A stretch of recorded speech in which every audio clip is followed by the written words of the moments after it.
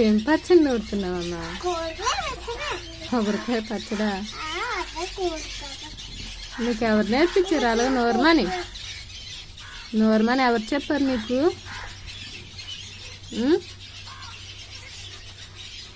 దేశీ తల్లి, అలా నూరమని ఎవరు చెప్పారు?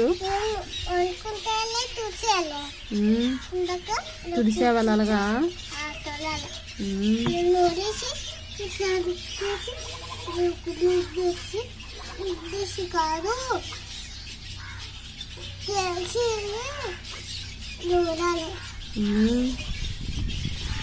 నీకెవరు చెప్పారు?